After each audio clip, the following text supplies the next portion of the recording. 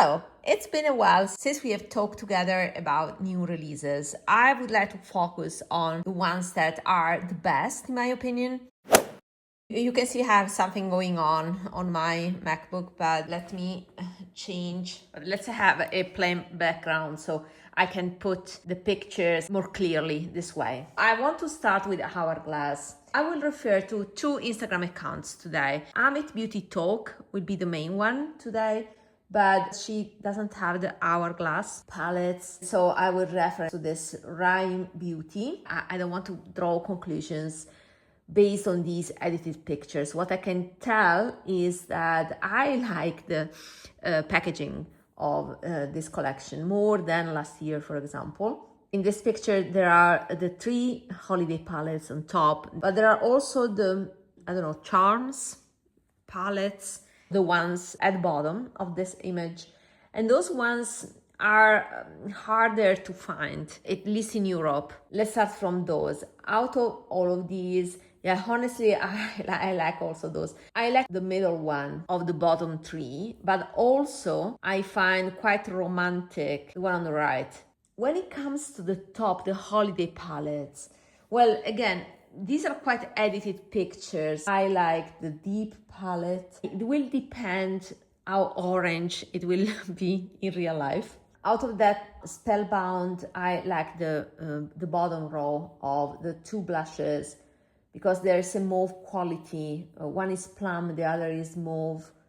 And okay, the central one will be an highlighter effect. It looks like the eyeshadow will have the same baked formula as the face powders, and I'm very excited about that because I had in my mind to make a video about using a Hourglass palette for my eyes. Those powders, I love to use them also as eyeshadow. So it's been years since I've been, looking for the time where the same formula of the face powder would have been released in colors that were more eyeshadow appropriate, and it looks like this is the time.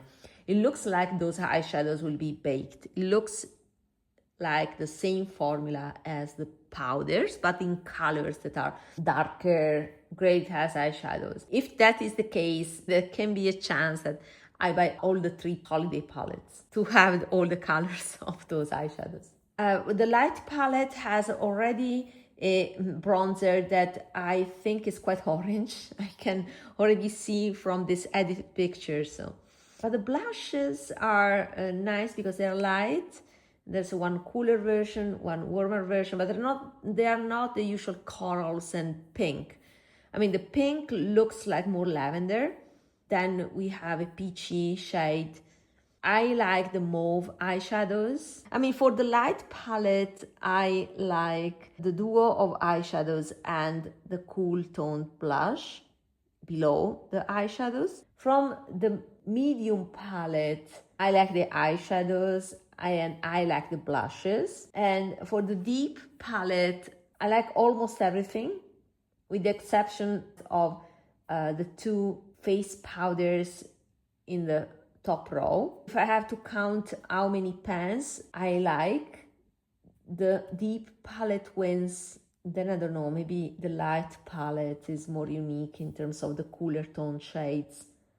And finally the medium. It's difficult to judge right now from this edited picture, but I'm definitely interested in the novelty of the eyeshadows baked in the colors, a little bit more innovative than the usual Hourglass offering. Let's move on. Let's switch to Amit Beauty Talk page and let's discuss about Tom Ford.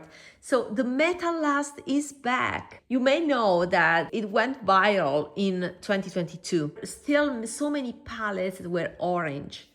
And that was, the Metallust palette was one of the first attempts of cool tones. There are 2 mattes, a neutral brown, and the lighter brown has a yellow tone in it, mustard. And then we have a rose gold shimmer and a silvery taupe shimmer. Highly shimmery. Standard formula, this is the standard powder formula, but it received very good reviews. And I had the chance to buy it from US. Then I ended up not buying, and I regretted then. It was sold out everywhere. I'm happy it's back, but I won't buy it this time.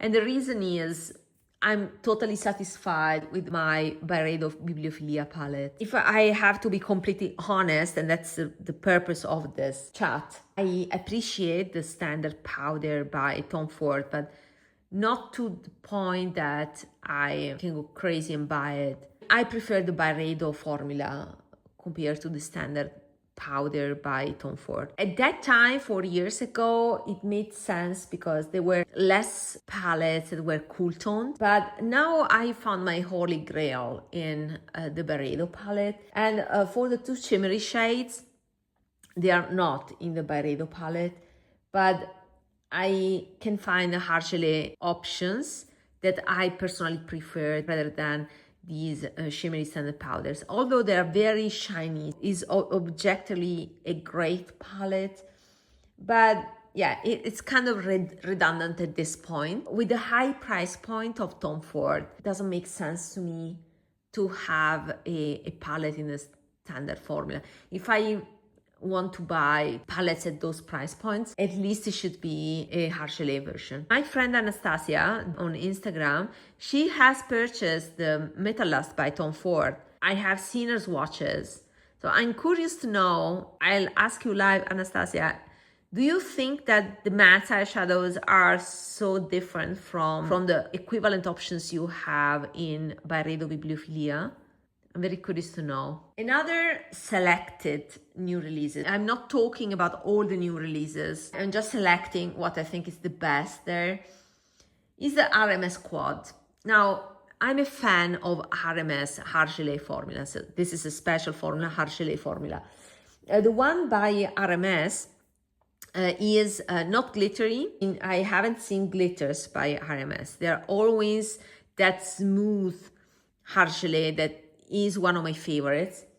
So no glitters, and is softer, is more emollient compared to other versions of Argelé products. This is a quad. I believe it will be also removable, but I'm not sure. I'm just guessing based on the approach they had for the eyeshadows, for example, that I love. And I purchased an extra one, so sooner or later I will talk about it. Yeah, the only thing is that they still use coconut oil. It doesn't bother me as long as I don't put coconut oil under my eyes, but in other parts of my face I'm fine with it. As for this quad, for me it's a skip just because it looks a standard quad. It is nice as a gift, but again, redundant in my collection.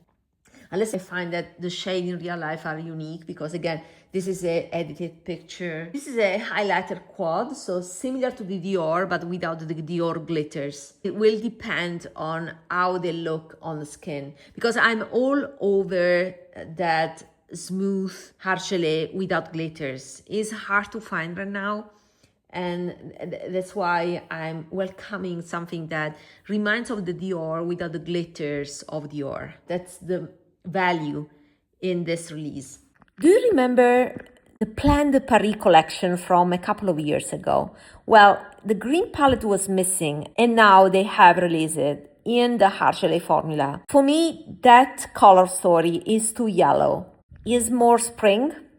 In terms of color analysis, the spring type of persons. I don't like those greens. Too yellow in it and too light.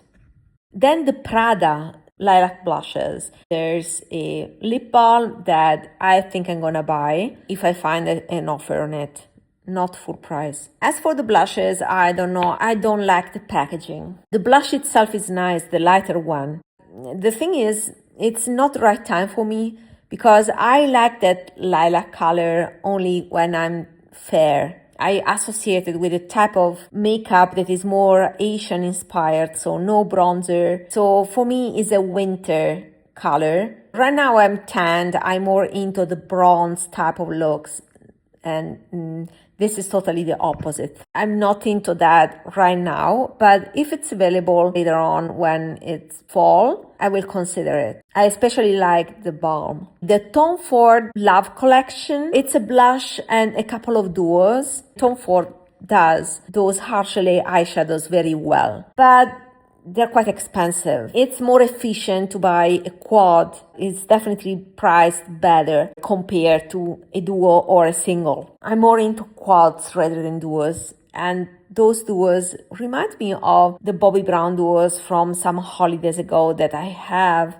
So they're not unique colors, so it's an easy skip for that reason. Westman Atelier highlight shade in Peau de Perla. Yeah, I mean, this is a more yellowish version of the Lisa Eldridge new glowy balm that I think is superior. This would be a product that I would not use as often to justify the purchase of a clean product. These clean products have less preservatives, they expire faster, it's a cream product. I don't like those type of tacky creams on my cheeks because I have large pores. I prefer powders. So for me, the RMS quad would be better suited, and I bet the cost of the entire quad would be more or less the one of this single pot of this cream. So all in all, my only planned purchase is the Hourglass palettes. It's my weakness, does magic for me. Let me talk about Chantecaille. Chantecaille has released the Lion collection. Now, the blush is a no for me. I have decluttered my other Chantecaille blushes in that range. The formula is a standard powder. I don't like it. I don't like the size. It's too small. I cannot open it easily. I don't like the packaging, and the formula doesn't justify the price. The eyeshadows, these luminescent eyeshadows, I believe there are 3, 1 matte and 2 shimmery, but they look like not glittery, so it's a plus. I love the colors, but I don't know how different is the brown from Giraffe. I used to have Giraffe. I decluttered it because it was a plain brown with pink in it, and I could not justify it. I didn't like it. I like golden browns. That's my preference. That one had, I could see the pink and I decluttered it. And this one doesn't look too different from Giraffe. So I have not seen a comparison, but it doesn't look special. The other one, the lightest champagne shade, it looks like Cheetah. And Cheetah again is something that I decluttered because it was nothing special. And I have a 99% dupe in a Tom Ford quad of mine. That new shade from the Lion collection looks like an hybrid between Cheetah and Pinto that I own. Pinto is the one that I kept also because it's not glittery. And therefore, I mean, these shimmery eyeshadows do not look unique. I mean, it looks like a champagne with a hint of taupe. For the price point, it's not worth for me because they are overpriced. And unless I find them later on sale, but I bet they will go sold out. So I plan to miss them. I have no FOMO on those because all the shades look quite standard, not unique at all. And I have alternatives in my collection. If you are considering one Chantecaille and you don't care about the packaging and the brand itself, then I would recommend you to have a look at the RMS quads. You may be surprised. But yeah, I don't exclude I may pick some of those luminescent eyeshadows from Chantecaille if I find them on sale later on. Otherwise, I don't care. Until next time, bye!